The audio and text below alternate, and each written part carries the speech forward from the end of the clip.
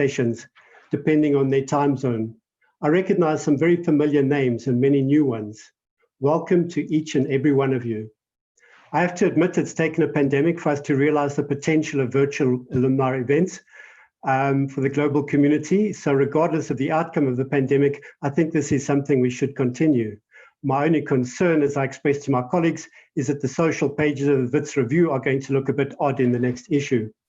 We've got a very exciting program lined up for you. Just to talk you through it, if you didn't see it at the beginning, is we're going to start with me introducing Mr. Stanley Bergman, who's going to give an introduction and opening remarks. Professor Habib will give his presentation and introduce Professor Vilakazi. After Professor Vilakazi's presentation, there'll be a Q&A session moderated by the university's representative in the United Kingdom, Linda Murray. Just some housekeeping. You're welcome to use the chat function throughout the event. It worked very well earlier today. So please use the chat. However, if you would like to ask a question, please use the question function. And could you please put your name and location in front of your question so that we know who's asking it. It's now my very great pleasure to introduce a fantastic friend, champion, ambassador, philanthropist, Mr. Stanley Bergman. Mr. Stanley Bergman is a chairman of the board and CEO of Henry Schein, a Fortune 500 company, and chairman of the University of the Witwatersrand Fund based in New York. He was instrumental in its establishment more than 15 years ago. Mr. Bergman has a BCom degree from WITS, as well as an honorary doctorate in commerce, awarded in recognition of his achievements in business, philanthropy, and support for the arts and education. Ladies and gentlemen, please welcome Stan Bergman. Over to you, Stan. Thank you, Peter. Good afternoon to everyone on this side of the Atlantic, and good evening to everyone else on the other side. On behalf of my fellow directors at WITS Fund, that's the US wing of the philanthropy of WITS, including two key partners, John Teager, the president of the WITS Fund, and Rusheen Afani Gandani, the executive director of the WITS Fund. Welcome to this call, and want to thank WITS and Peter, particularly you globally, for putting together this exciting meeting. As you said, it took a pandemic to get us virtually connected during this actually challenging time. Also want to take a moment to acknowledge David Schneider, who is on the line. David is really the founder of the WITS Fund in the United States and a longtime friend of WITS, decades. Sadly, this past week, David's longtime wife, June Schneider, passed away. So David, we extend our sympathy, of course, to you. June was an incredible woman and really an active participant in all aspects of the WITS community. David, our condolences. The WITS Fund goals are to ensure that the future graduates of WITS may access the same level of higher education that we had the privilege of receiving, to expand the awareness of the university far and wide, amplifying its many extraordinary achievements and identifying opportunities for wider collaboration. WITS remains a shining educational beacon on the continent, and its standing in the global rankings continues to soar. So to all the WITSies on the call today, your continued support for ensuring that the future generations can continue to benefit from this treasure in South Africa, and indeed the jewel on the continent as we benefited, is appreciated. WITS has benefited from tremendous leadership under Professor Adam Habib, a remarkable individual whose accomplishments, and I'll speak about them in a minute, are terrific. And WITS is privileged to now continue this remarkable journey under the stewardship of another great leader, Professor Zeblon Vilakazi. I've had the pleasure of getting to know Zeblon over many, many years in a number of capacities. Our interactions confirm my belief that he possesses a powerful vision, and you'll hear about it, for the future of the university, an in-depth experience and the ability to cultivate relationships with key internal and external stakeholders, which will enable Zebulon to lead the university through what is anticipated will be an extremely difficult period, yet an exciting period, both from an economic point of view and, of course, from an institutional point of view.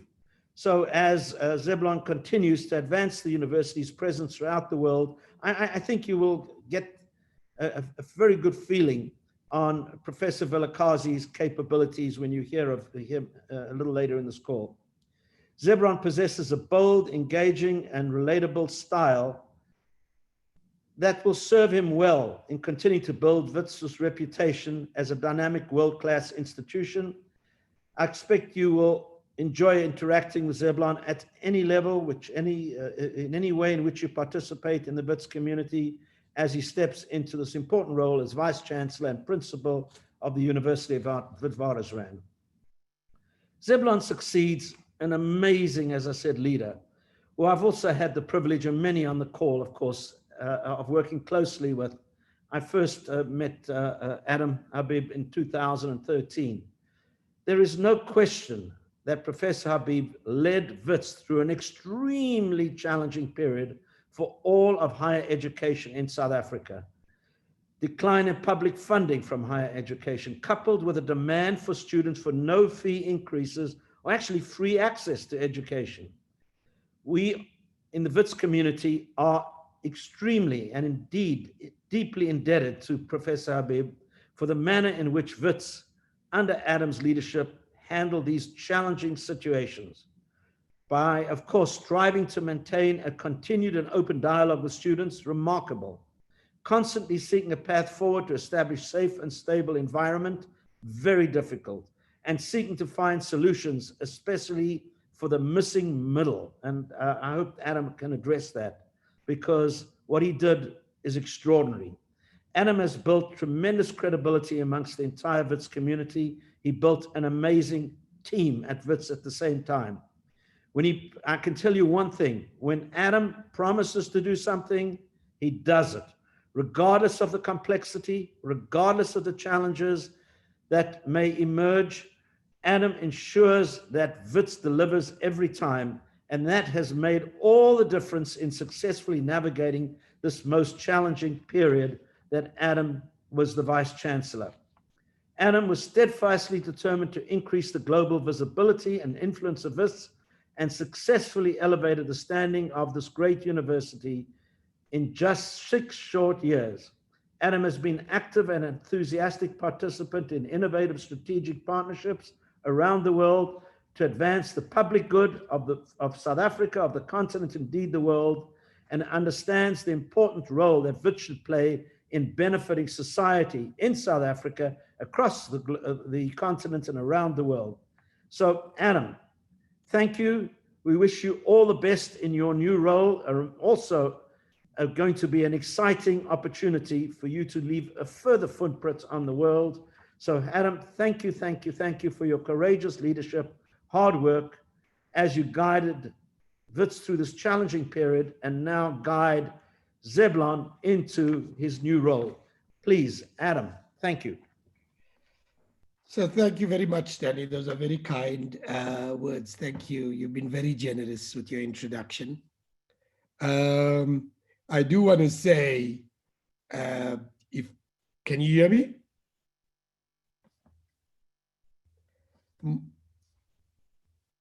Hello? Yes, Adam, we can hear you. Okay, fantastic. Sorry, I was just worried my screen froze for a minute. So I do want to say thank you very much, Stanley. That was a very kind introduction, and those were very kind words. I do want to kick off with underscoring the message of condolence for David. June was a phenomenal alumnus of WITS. She's made a phenomenal contribution, and our thoughts are with David in this very, very tragic time. I'm sorry to all of the colleagues. I'm really sorry that we have to have this engagement virtually. I would have much rather had it in a personal face-to-face interaction. But if you like, these are the times. We live in surreal times in many ways. None of us would have imagined 6, 7 months ago that the entire world would be living in the kind of lockdown that we are. It does remind us, by the way, that our challenges today, all of our challenges, are transnational in character. Whether it's this pandemic, whether it's climate change, whether it's inequality, whether it's social and political polarization. And what it reminds us is that if we're going to address the challenges of our time, we're going to need both fantastic science, world-class science, but local understanding. And if we're going to bring the two together, we need, if you like, institutions across the world to link up with each other, to become a kind of global academy of commons. We need effectively to build the bridges of human solidarity. It's what WITS always taught us. In the apartheid days, it was the bulwark against the apartheid state. And today, we still are committed to building the bridges of human solidarity so we can assist with other institutions around the world in addressing the transnational challenges of our time. So I do want to say, I hope that each one of you, firstly, I want to thank you for joining us in this virtual realm. But at the same time, I hope that each one of you is keeping safe, that I hope your loved ones are keeping safe, and that you continue to keep safe in these very, very difficult times. You know, this pandemic has challenged institutions all over the world, and it's particularly challenged WITS. And we've had to do some incredible things. Virtually, our pandemic, the first person that was found COVID positive was about early March, and in WITS it was on the 12th of March. We immediately called an early recess, and within 3 weeks, prepared to take our entire program online. From April 20th, we've been online. All of our programs have been online. We've completed 1/4 of it. We've finished the exams and the assessment procedures, and we've now started a new term that has begun online. It's an amazing turnaround. And what is interesting is many institutions have done that. We've had institutions in the United States and in the UK and Europe and Australia, institutions all over the world that have done that. And we've done it. But we've done it in the midst of deep, deep inequalities. And what that has meant is that we've had to mitigate the inequalities that we have. So what we did is we purchased 5,000 laptops and we distributed them to students that didn't have devices. We negotiated connectivity arrangements for all 37,000 of our students, so nobody could say that they didn't have the kinds of data connectivity that would allow them to go online. Initially, we had students and some politicians who had suggested that we shouldn't go online because everybody would not be equal. And our public engagement in this was that social justice does not require us going to the lowest common denominator. What it requires is an awareness of inequality and an attempt to mitigate that inequality. And that's why we went and created a computer loan scheme, the kinds of connectivity that we engaged in. So like many institutions around the world, we've gone online. But we, unlike many institutions, have done it in the midst of deep inequality. And I think in that, we have a lesson for the rest of the world in the way we and many other institutions have managed to address that. We wouldn't have been able to do it without the great contribution of our staff, our professional staff, our academic staff, and the great contribution of our students. But we have pulled it together, and that so that we ensured that nobody has lost this academic year. Simultaneously, we've also done incredible research to address the pandemic. On economic policy, we have had a number of our academics advising government at times on the kinds of economic policies they should be adopting, and at other times critiquing them for not having done the kinds of hard trade-offs and hard decision-making that is required. We've got other colleagues working on trying to understand how to manage social welfare, how to address social grants, We've got others that have also had to do effectively working on drug therapies and vaccine development. We've got the first clinical trial on the African continent for the COVID-19 vaccine, the one from Oxford, etc. So there's been incredible stuff being there. And then in our engineering faculty, we've got people developing a whole series of protective equipment for frontline workers in hospitals, etc. So WITS has been responding comprehensively on effectively how to address the pandemic and how to ensure that South Africa addresses the pandemic in an appropriate way. You know, when I started in 2013, I had promised that we will transform this institution, but we will transform it in a manner that speaks to quality, that ensures that we remain one of the great institutions in the world, that we remain a research intensive institution. I'll give you some numbers. About 82% of our students are now Black. About 18% are white. About 51% of our academic staff, for the first time in our history, are now Black. About 90% of our administrative and professional staff are Black. But simultaneously, our research output, led by Zeblon Vilagazi, is up 90% in the last 6-7 years. Our graduates in 2013 were about 6,500. We now have 9,500 graduates graduating every year. Our postgraduate students were about 9,800 in 2013. We now have 15,000 students. 38% of our students are postgraduate students. So we've done incredibly well on that front. We've done it, as Stanley had said, in the midst of a difficult period. We had fees must fall, and the students correctly raised important issues around the cost of higher education, which is a result of government subsidies declining over 20 years.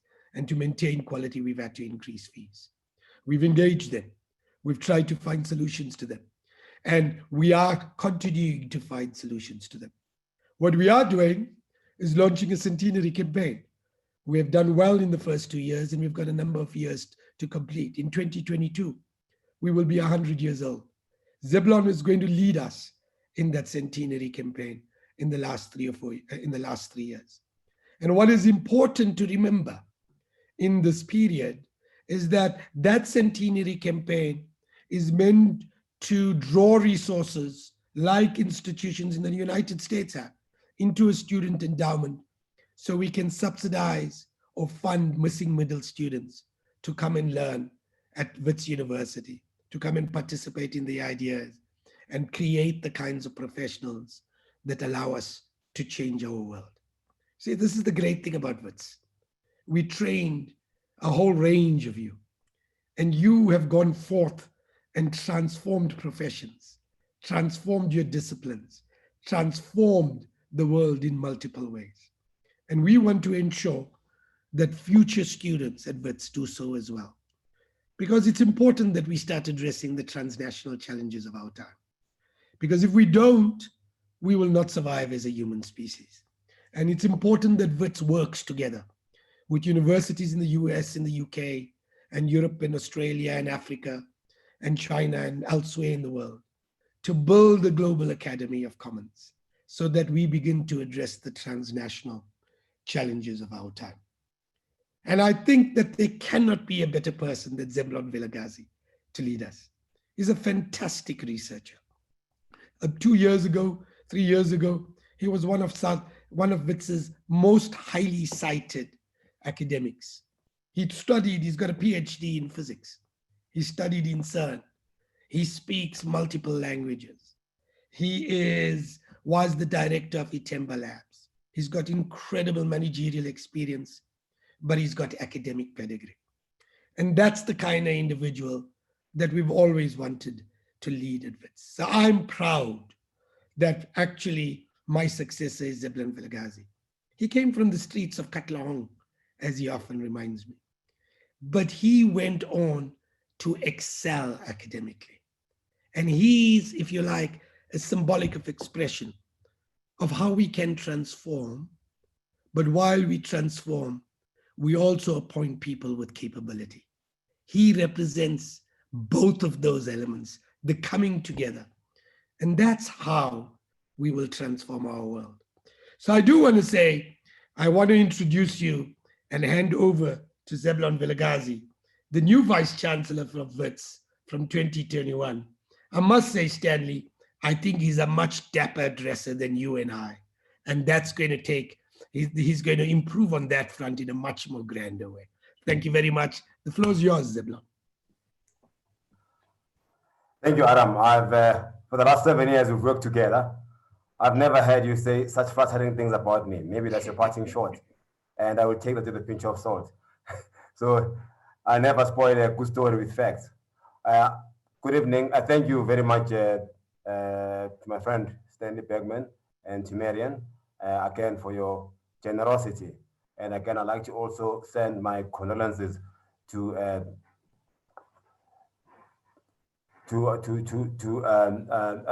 the chair of the fund, U.S. fund, Mr. Schneider. Also, I'd like to express my solidarity to the alumni, their loved ones, as they go through this very difficult period, both in terms of safety, health, and livelihood. I would have ideally liked to have met you in person, traveled across the length and breadth of this planet to meet you in person, but because of the situation we found ourselves in, we've had to use this less than optimal means of sharing my vision with you. However, the beauty of the current platforms that we have is that it allows us now to have a real-time communication across all time zones in the world. So therefore, the corona pandemic has actually forced us to leapfrog into the future. I think this will speak about the vision I'll share with you as well. We live in a world characterized by this current crisis of the COVID-19 pandemic. There will be more crises to come in the future. As Adam alluded earlier on, that we still have the problem of the global climate change, which is rapidly changing our ecosystems. And these problems do not require us to solve them in our geographical silos because they are interconnected, they are transfrontier. We are now faced with the challenge of the ever-expanding, ever-increasing technology exponential that is making our lives better, allows us to communicate. At the same time, it is disrupting the way we live, work, and interact. And these problems require a global academy of commons to solve them as a collective. We have migration, we have issues of health that we've had to contend with in recent months, which by their very nature are transfrontier. So what is the role, therefore, of a research-intensive university in the global south? The University of the Witwatersrand seeks to continue to play a seminal role in shaping this global agenda. You recall we've had a very good story. The last 100 years have been a remarkable story. We produced one of the world's greatest statesmen, Mr. Nelson Mandela.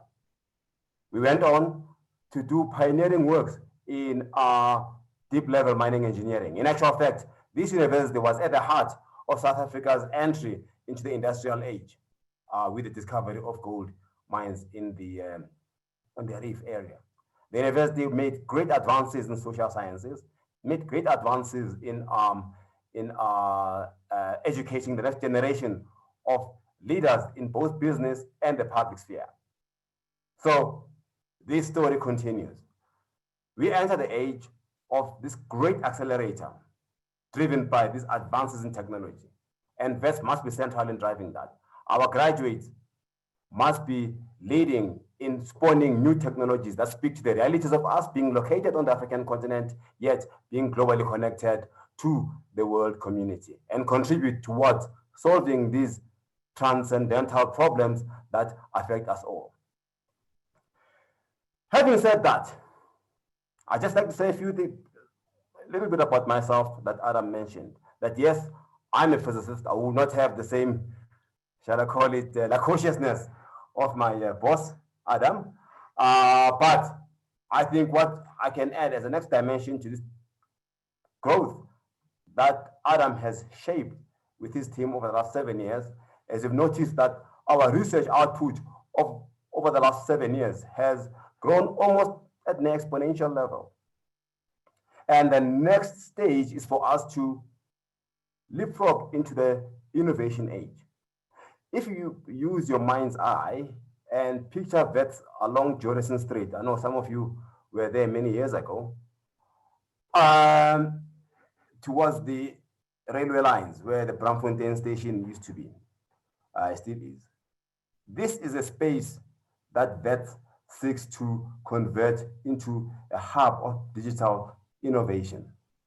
Yes, I've been quoted by the media of wanting to turn WITS into the MIT of Africa.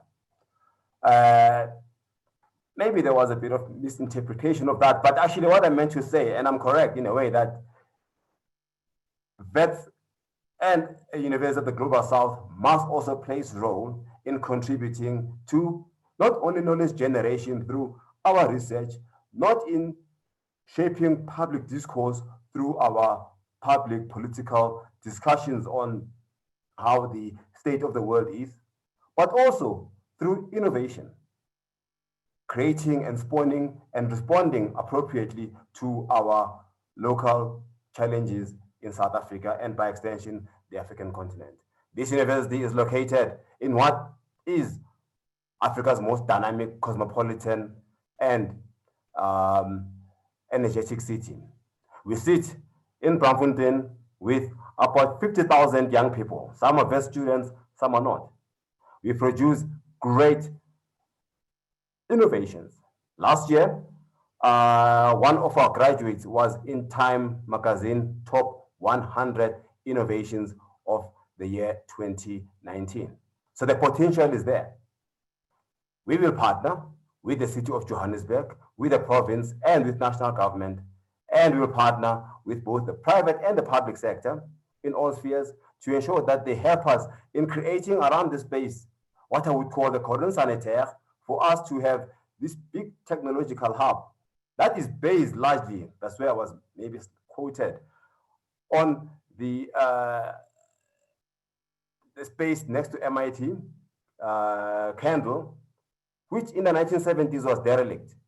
Braamfontein precinct at the moment is going through rejuvenation. We have started a digital innovation precinct.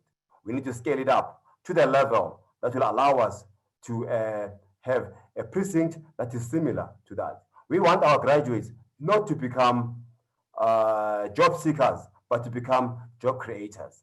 The greatest innovations come from those that are between the ages of 20 and 35. People like us are past our prime in that regard because we are too conservative. We are not as daring as these young people are. It's in the college dorms, or as someone says, in mom's garage, that you are using these apps that you are currently using as tools of communicating across the length and span of this globe.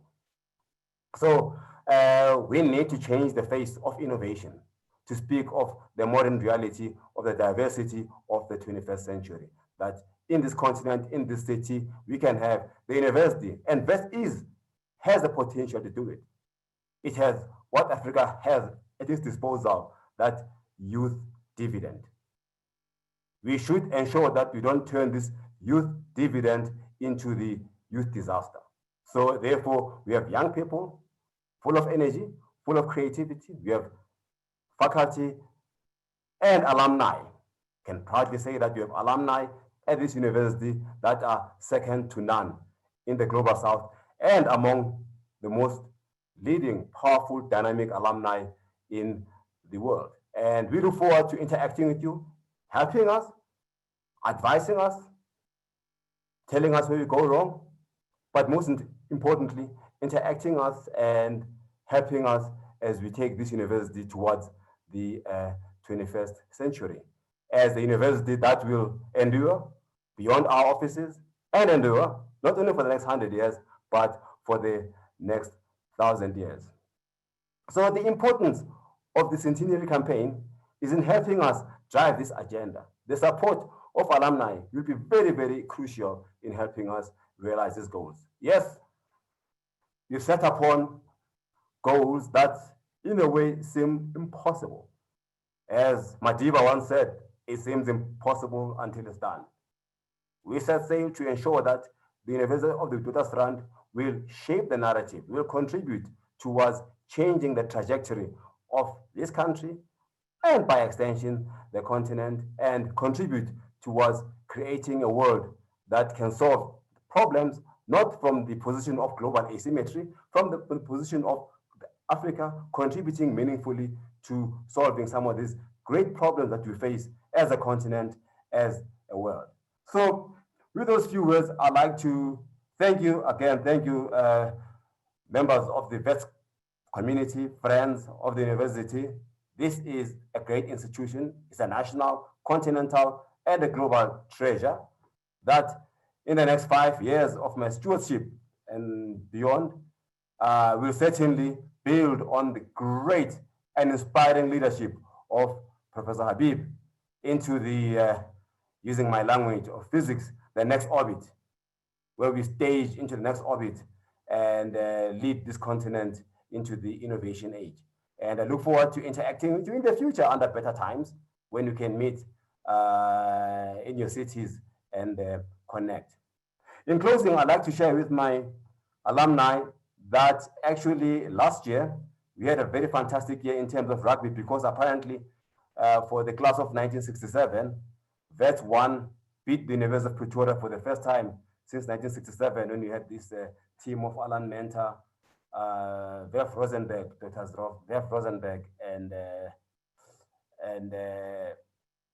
and Michael Rudolph that beat Pretoria in Takis in 1967. So last year, our WITS rugby team on the sports field has again taken up the cudgels and ensured that we as WITS succeed both on the sports field, in basketball, in football, and of course, in the academics and shaping and contributing towards making this a better country. I thank you.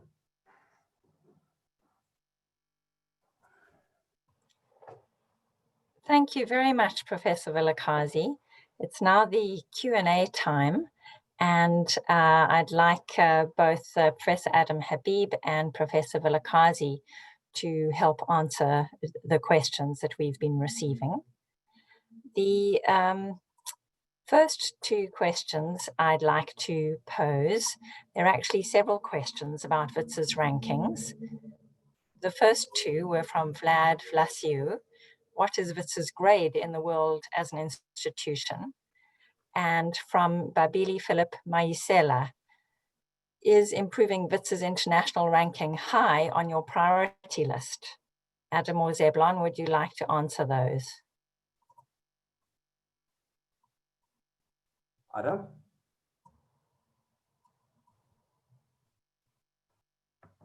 Sorry.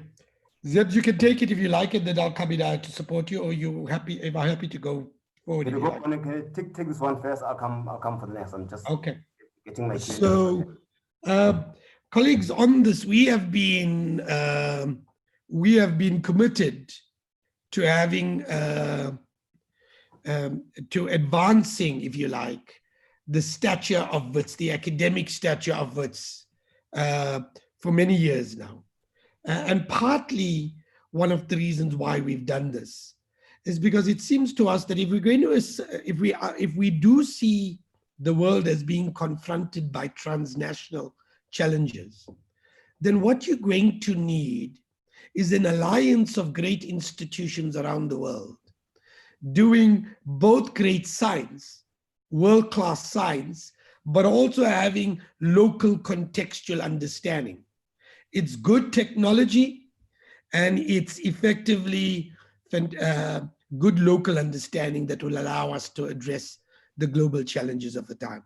And what we have been at the forefront advocating for is a coming together of universities around the world to address the kind of transnational challenges.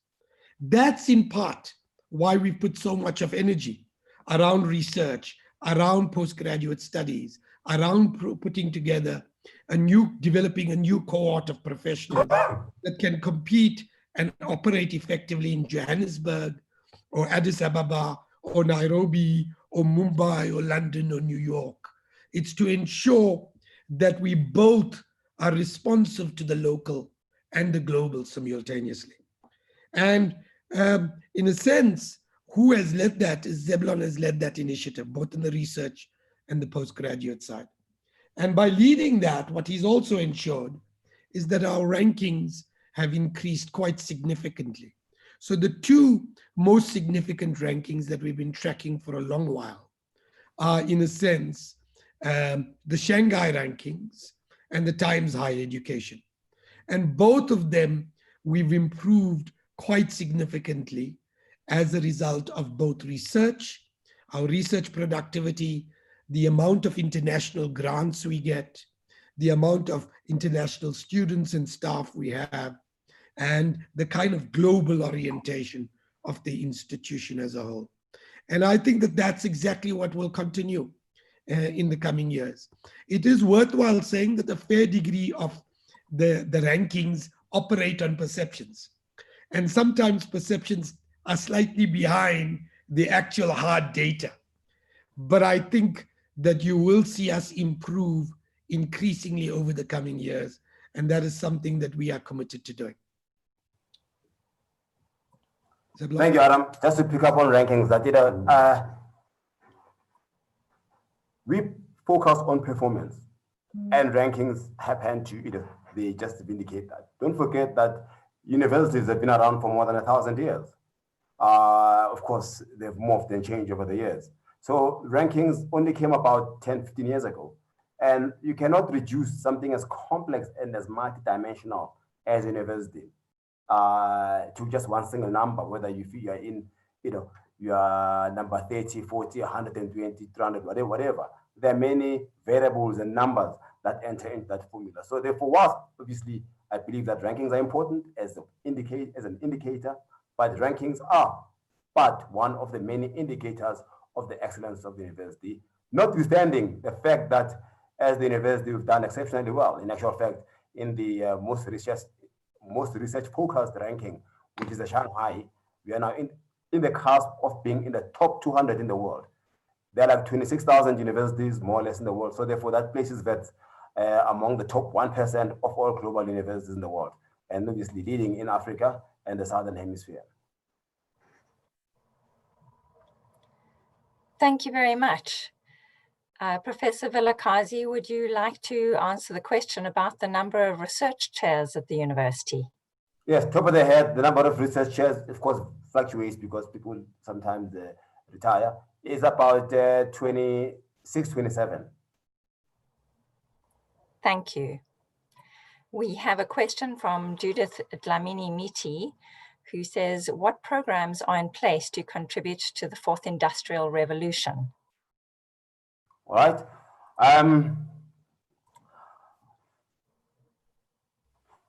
WITS has instituted many initiatives over the last 5 years. One is, for example, the big one is that in 2015, 2016, we launched one of only 13 IBM laboratories in the world. IBM is a company that developed the Watson artificial intelligence machine that ushered the era of AI on a large scale, the Watson computer.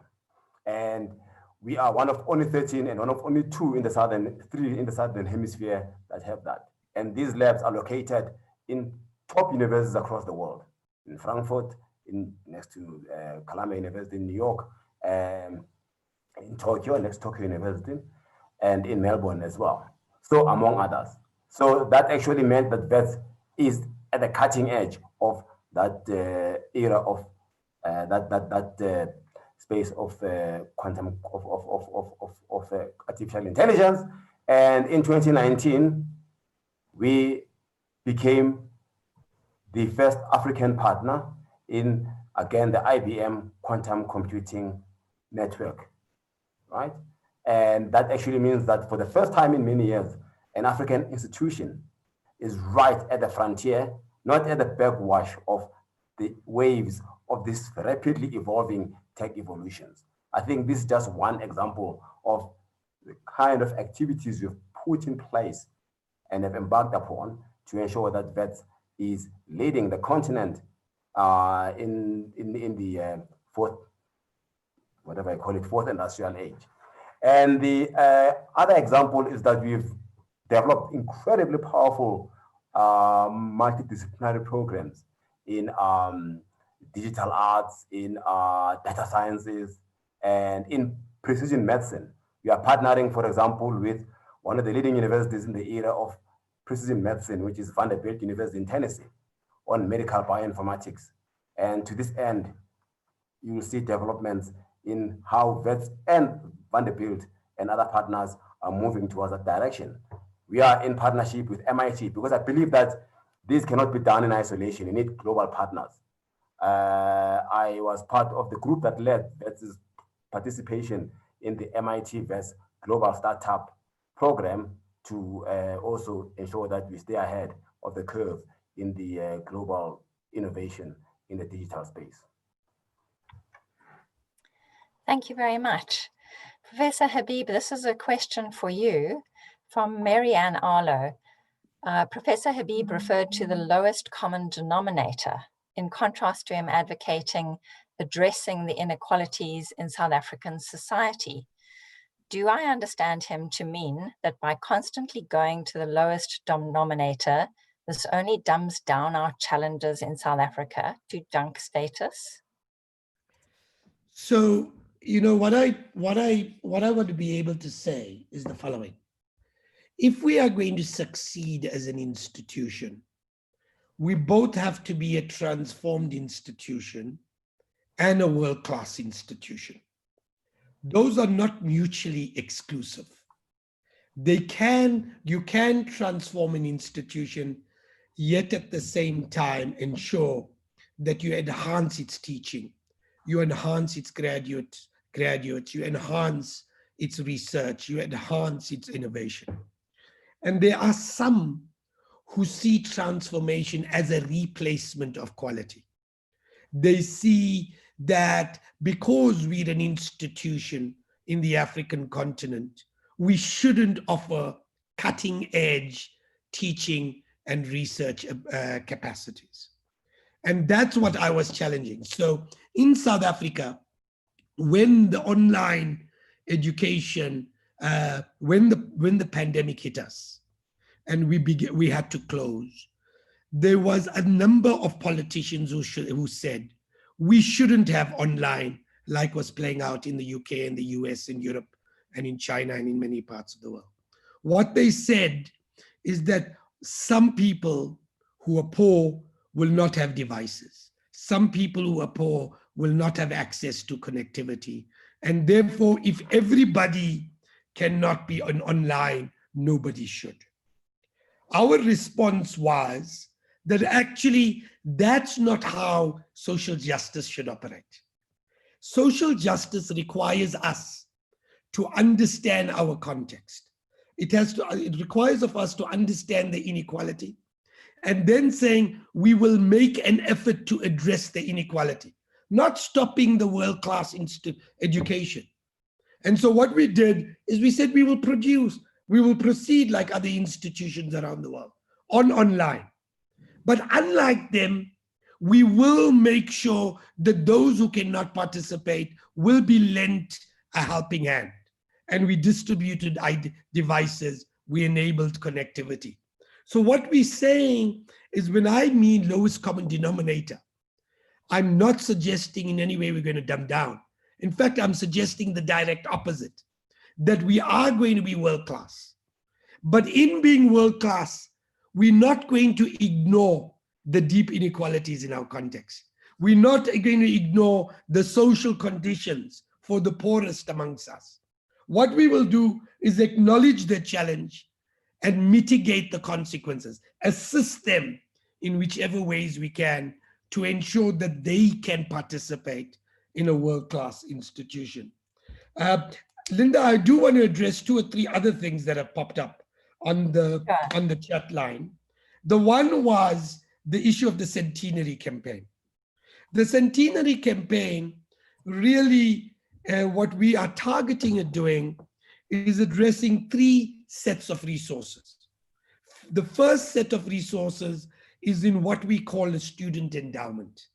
We're going to raise money, we're going to invest it, and as we invest that money, we're going to use the dividends to subsidize or underwrite the costs of students who can't afford to come to WITS. Very much like how Harvard would, or MIT would, or many of the institutions in other parts of the world. The second investment we are going to make is in actual infrastructure. We are going to ensure that our laboratories are world class. We're going to ensure that our postgraduate students and our undergraduate students have access to equipment. And that's the second big investment we are raising money for.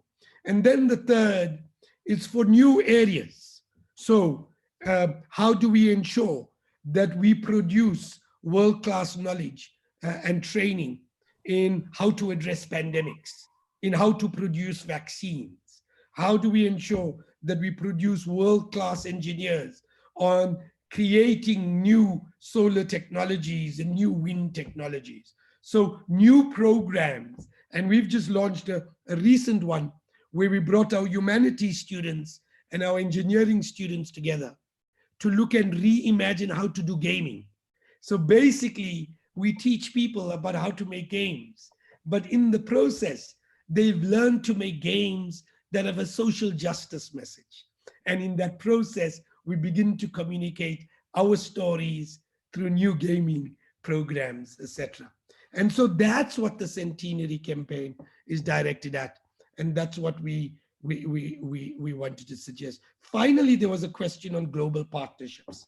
And the question was, what kind of partnerships are both Zebulon and I talking about? And I just wanted to underscore that what we've been saying, that one of the big challenges of the last 10, 20 years is what we've landed up doing is our partnerships have been to offer scholarships to students in the developing world, whether in Africa or Asia and Latin America, bringing them to other parts of the world, basically having a business model that charges for those international students at 2 or 3 times. And effectively, one of the dangers is we lose these people. And it contributes to the brain drain. What we instead suggesting is a partnership where we bring institutions together, not only to do joint research, but also to do joint supervision, to do joint teaching, and to do split-side scholarships. So our partnership is grounded on institutions and not individuals. And in that process, we create a learning process where somebody can take up a course from Queen's University and a number of courses from WITS and a couple from SOAS and a couple from MIT and craft, if you like, a global program of study, but still allows them to be located here. It must also allow them to get an opportunity to study overseas. So we bridge the boundaries, if you like, between the national and the global, so that they develop the global relationships, the cosmopolitan vision, etc. So that's the kind of thing that we are talking about when we speak about global partnerships. Thank you very much. Thank you. Linda, can I just pick up 3 questions quickly? Because I know that Please do. Yeah. There's one that came from Anonymous, which talks about humanities, that in my presentation, there was, a bit more emphasis on humanities without, a bit more emphasis than on science and technology, and I didn't mention humanities.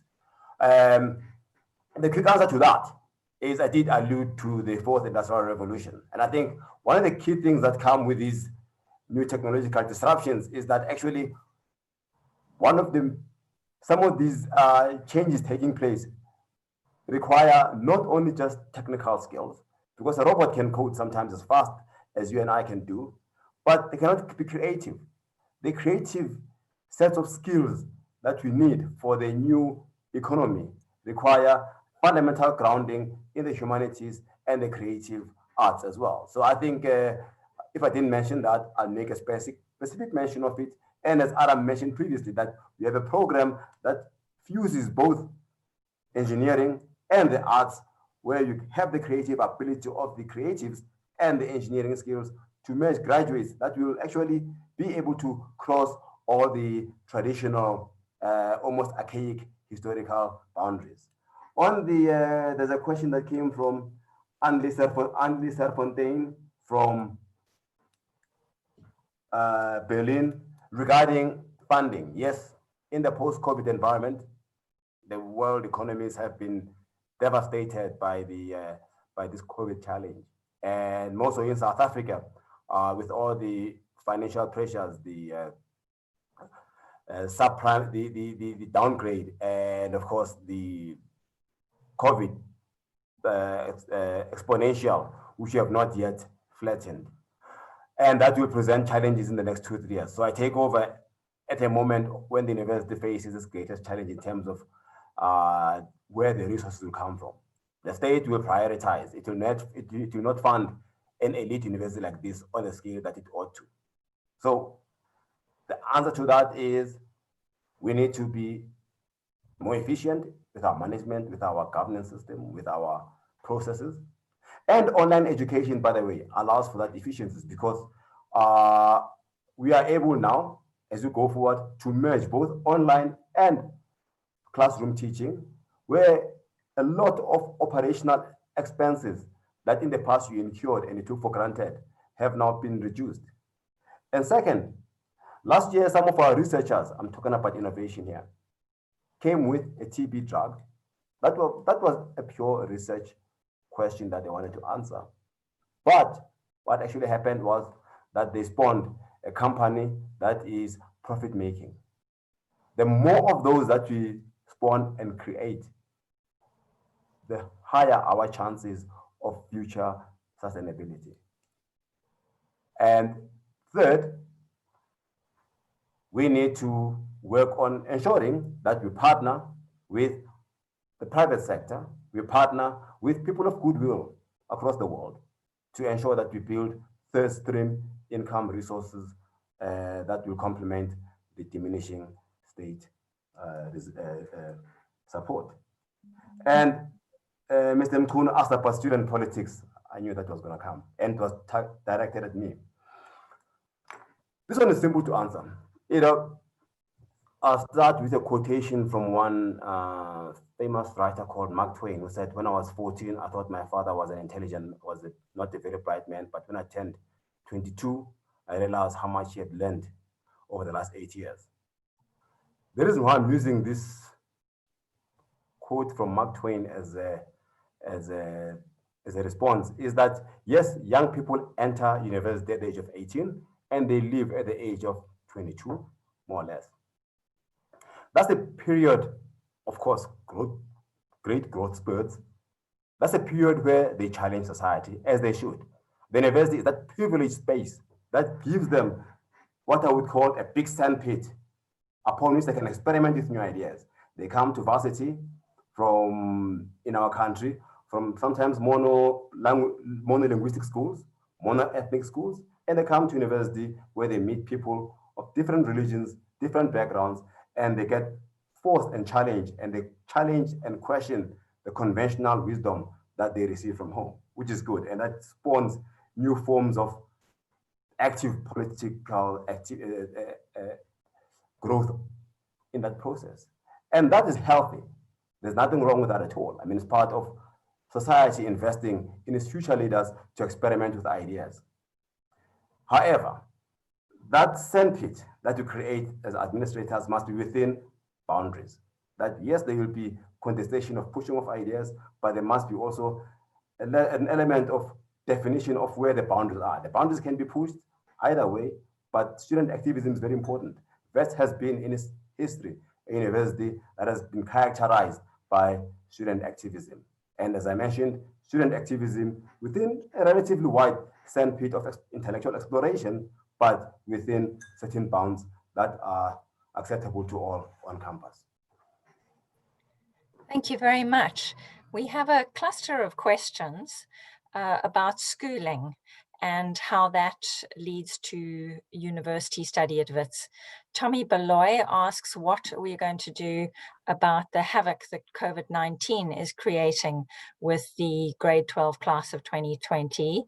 Ridwan Pillay asks, how do we see the role of WITS in improving the level of secondary education, as this is a feeder for our institution? And Noma Kepo Mngono says, given where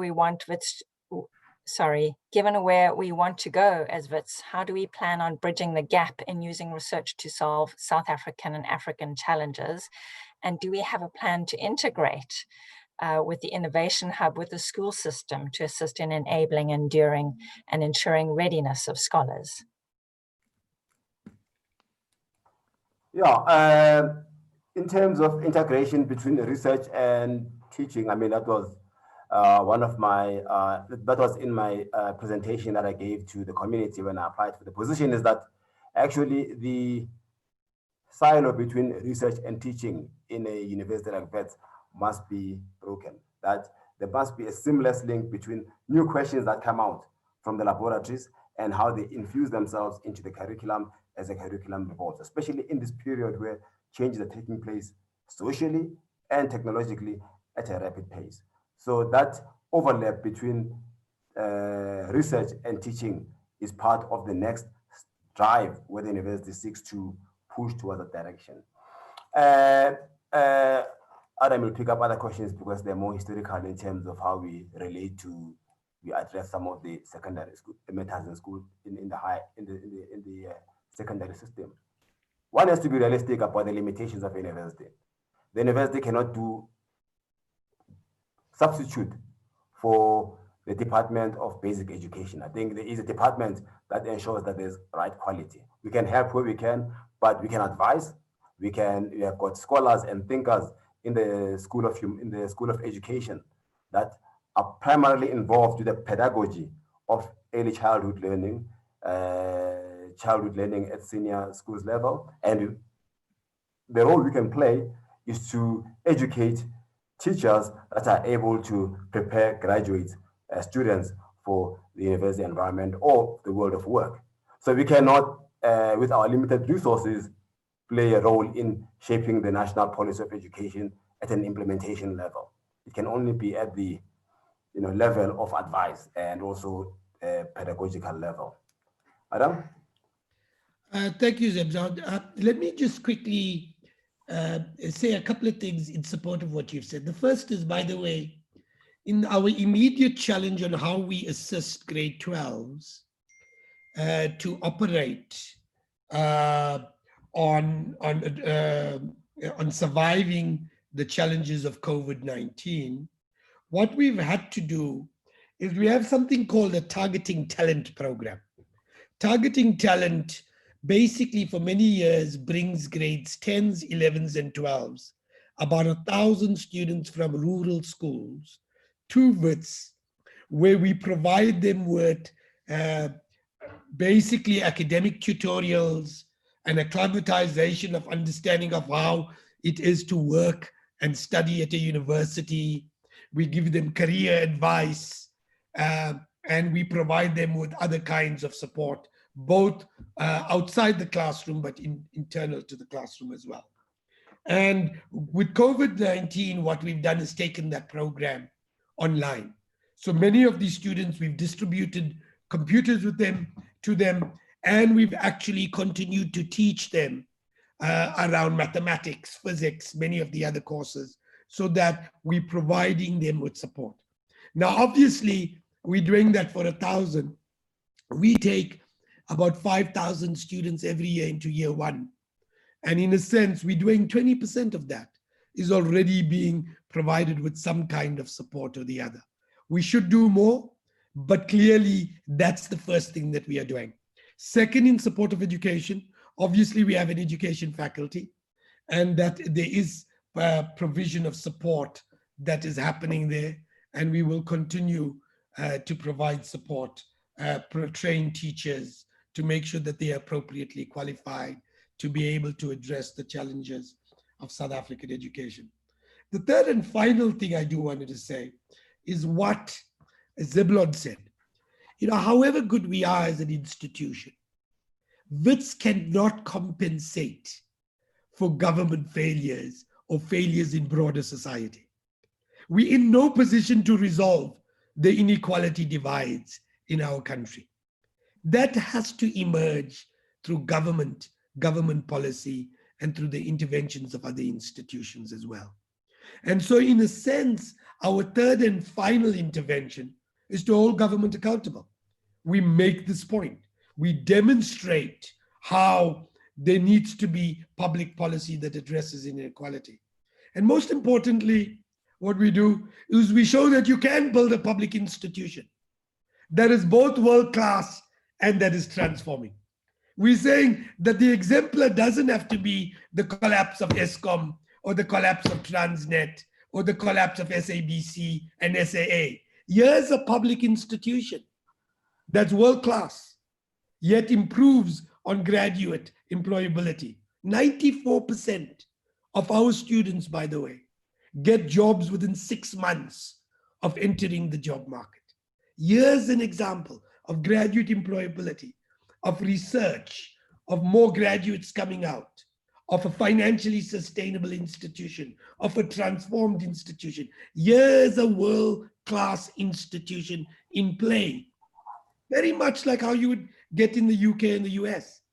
But our fees are 1/10 what you would pay there. And that's the point that we're saying. And I think that kind of exemplar, we mustn't underestimate in this incredibly difficult moment. Linda, I'll just take two questions that I picked up from the Q&A that are linked in a way, linked. One is, what is my single biggest challenge in the next year when I start with my incumbency as the Vice Chancellor? And the second one is WPS, the Wits Business School, has had an unsettlingly high turnover of heads of schools of the year. So therefore, these are questions that I did allude to in my previous conversations. What is my biggest challenge? It is that the first biggest challenge one needs to tackle as a VC of this university is to actually address the issue of the Wits Business School. I mean, let's be honest about it, that the Wits Business School has gone sideways over the years with this unsettlingly high turnover, and it is no longer the undisputed #1 business school in the country. And that has happened over the last 10 years. So the first priority, I think it's anonymous attendee, is to address that and ensure that the Wits Business School going forward in the next many years to come becomes the leading business school. And we owe it not only to our alumni, to the community, to the business community of Johannesburg and South Africa, because we are located right at the heart of the business community in South Africa. And that will be one of my first priorities. Thank you very much. We have a cluster of questions about the kind of things that will be in the curriculum. There's one question about whether data science and AI will be in the curriculum. And there's another question about green issues, whether they will be in the curriculum. And all of these are also in the context of questions that are asking about whether we'll be growing our PhD students, for example. I apologize to people that I'm clustering questions, but I think some of these hang together, and I wonder whether the two professors would like to answer those. Yes, I'll take the first one on the AI and data science and AI, which are partially addressed as well. Maybe Adam can answer the green one because it's a work in progress that Adam has started with us 2 years ago. And the increase in the quality of research output and the number of graduate students. By the way, on infusing AI and data sciences, we already have that. We've got a program now, one of the very few in the country, where you've got a postgraduate master's program in data sciences, it's Master of Art, right? And a Master of Science. So you've got digital humanities as one of the, answering the earlier question, as one of the core curricular developments that we're making at WITS. I was following our launch of the IBM Quantum Computing initiative. We are already taking steps towards developing curriculum in the Faculty of Engineering and the Faculty of Science in quantum computing as well. So we've run a few summer schools that will help us now build that momentum in that regard, because this is an emerging field. So one needs to just ensure that you curriculate properly before you integrate it into your mainstream curriculum. And that is basically a snapshot of the steps we've taken. And I think I can say this without being immodest at all, that we are among the first on the continent to launch these initiatives in this era, or in this area of digital. Or on the postgraduates, we've doubled the number of postgraduates. I mean, we have got now more than 36% of our enrollments at the postgraduate level, with the intent of reaching about 45% by 2022 of our cohort being postgraduates. We are now gearing towards being a postgraduate oriented university, of course, without losing the base that supports us, because undergraduate enrollment through subsidy inputs ensures financial sustainability. So it has to be measured very carefully. We've put in very sophisticated models to try to counterbalance that as we shift towards being more postgraduate oriented, we don't lose our core fundamental undergraduate student enrollment. And most of our 30% of our graduates, of our postgraduate students, should be from the should be international, because the postgraduate experience requires us to engage with the world. So therefore, we need to create that space where at least 30% of our postgraduate students are drawn from across the continent and beyond. Perhaps I should just, Linda, kick off with 3 final remarks that I should say. The first, on the PhD question, it is something that we are growing and we will be growing. It's worth saying that our big challenge in the coming years will be to finance PhDs. There has been challenges around scholarships for senior postgraduates, and I am worried about that. And that's where we need to put some energy into enabling the financing of PhD students. On green issues, there's been 2 particular sets of initiatives. One, on the curriculum, there is a green curriculum that's playing itself out. We've got a Sustainability Institute that has a postgraduate program, a taught program on effectively on sustainability. We have effectively a number of research areas playing out in multiple faculties around new technologies, around energy, new technologies, around water, new technologies required for dealing with public health, how to address inequality, etc. So there's an enormous amount of sustainability issues. And within that, there's quite a bit of work being done on greening and how we need to create green sensitive professionals as we go forward. On infrastructure, there's been for the last 4 years quite a set of investments on new forms of energy, renewable energy. So we've got solar panel technologies emerging, and we're slowly beginning to shift our energy mix in favor of renewables at multiple levels. And the similar kind of thing is happening at water and borehole usage, etc. So we're doing and acting on green issues, both at the curriculum level, but also at the level of the institution infrastructure. And then finally, I want to say this because it's probably the last time I'm going to, my final comment on this event.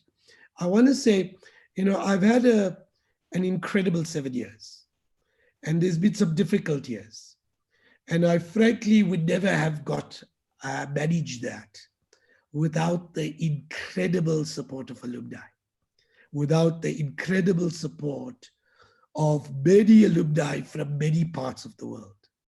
And not only do I want to thank each one of you for that, but I want you to urge you to provide that same support to Zebulon Vilakazi, because effectively he will be leading this institution of ours in this new era under very, very difficult conditions.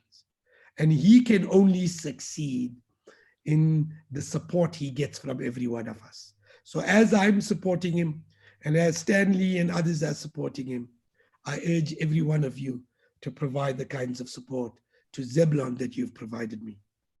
Thank you. Thank you. Also in closing as well, Adam, thank you very much. I think it's been, I really enjoyed working with you over the last 7 years.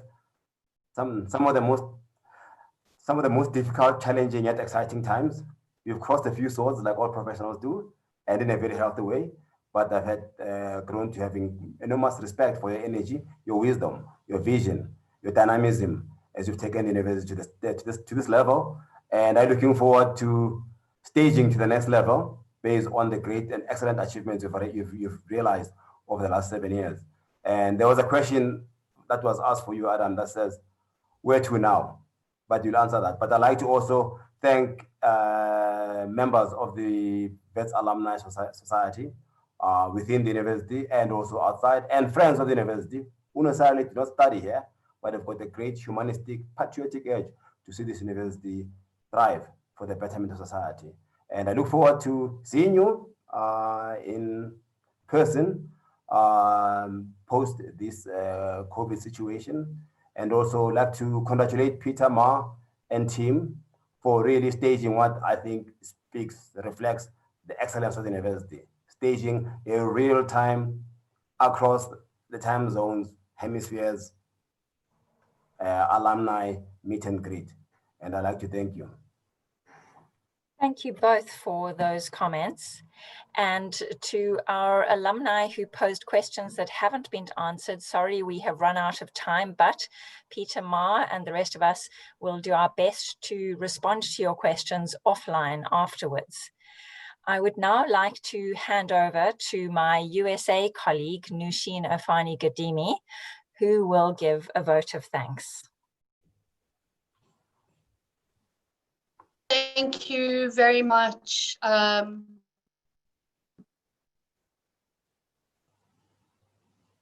Thank you very much, Linda, and everyone. It remains for me to thank all the presenters, Mr. Stanley Bergman for his eloquent and heartfelt remarks, and for his unwavering support to WITS, to Professor Adam Habib for his outstanding leadership over the years, and to Professor Zebulon Vilakazi for sharing his inspiring vision for WITS' second century.